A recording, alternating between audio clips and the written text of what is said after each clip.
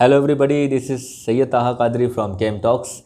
और हर बार की तरह इस बार फिर से आपके सामने एक बेहतरीन और अच्छा टॉपिक जो इकोनॉमिक्स से रिलेटेड है, सीधे आपकी समझ डेवलप होगी कि बहुत सारे ऐसे ऑर्गेनाइजेशंस होते हैं जो फाइनेंशियल सेक्टर पे, वर्ल्ड की फाइनेंशियल एक्टिविटीज़ पे नज़र रखते हैं। सिर्फ नज़र नहीं रखते बल्कि कंट्रोल रखते हैं। अब ये नज़र और कंट्रोल दोनों एक ही चीज़ आप मान सकते हैं। अगर नज़र रखा जाएगा तो कंट्रोल किया जाएगा। तो आज मैं ऐसी ही एक बॉडी, एक ऑर्गेनाइजेशन की बात करूंगा जिसका नाम है financial action task force. Financial action task force, इसका काम क्या है पहले समझेंगे कि इसका काम क्या है, फिर समझेंगे इसको किस मकसद से बनाया गया, क्यों बनाया गया, कब बनाया गया। बारी बारी से समझते हैं। फाइनेंशियल एक्शन टास्क फोर्स का काम होता है कि वर्ल्ड में, पूरी दुनिया में जितनी भी कंट्रीज़ हैं उनमें मनी लॉन्ड्रिंग और जो टेररिज्म की फंडिंग होती है, ये दोनों को कंट्रोल करना या रोकना या ख़त्म कर देना। उसको कंट्रोल करेंगे, उसको मैनेज करेंगे, उसको वहाँ से हटाने का पूरा प्रयास किया जाएगा। मनी लॉन्ड्रिंग भी एक ख़राब व्यवस्था है जो फाइनेंशियल मार्केट को डैमेज करने के लिए काफ़ी होती है। आपने सुना होगा एक कहावत कि poor becomes poor and rich become richer. तो ये इसीलिए होता है क्योंकि मनी लॉन्ड्रिंग जैसा प्रोसेस अगर किसी कंट्री के जड़ में, सिस्टम में आ जाता है तो अंदर अंदर वो कंट्री को करप्ट करता है, और करप्शन के बाद ही शुरू होता है ये पूरा खेल जिसे मनी लॉन्ड्रिंग कहा जाता है, और जिसे फाइनेंशियल एक्टिविटीज़ को डैमेज करने के लिए एक कीड़ा कह सकते हैं आप। इस तरह के कीड़े को समाज से हटाना ये एक अच्छी बात है और होना भी चाहिए।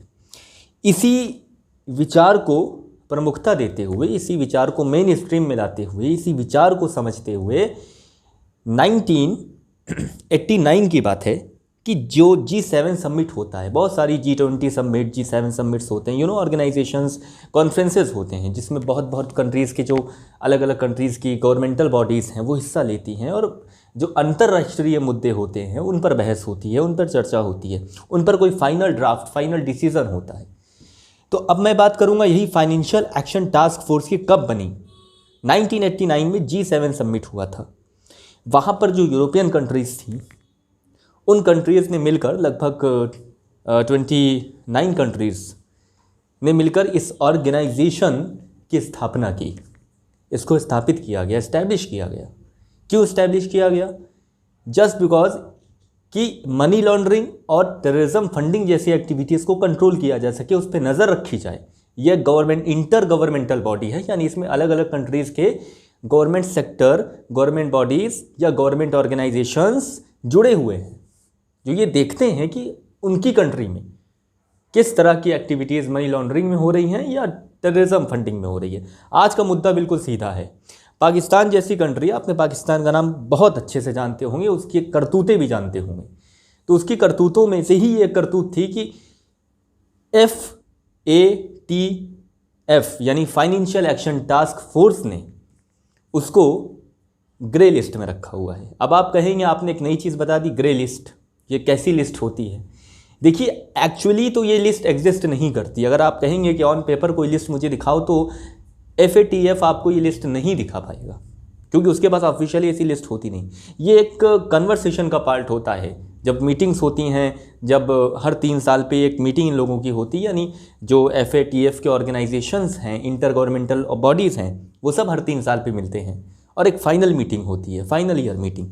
इस मीटिंग में लिस्ट तैयार होती है। लिस्ट तैयार होने का मतलब कि वो कंट्रीज़ को जगह दी जाती है अलग अलग चीज़ों के हिसाब से, अलग अलग प्लेसमेंट किया जाता है कि भाई ये कंट्री कितने बेहतर इम्प्रूव की है, या इस कंट्री ने कितना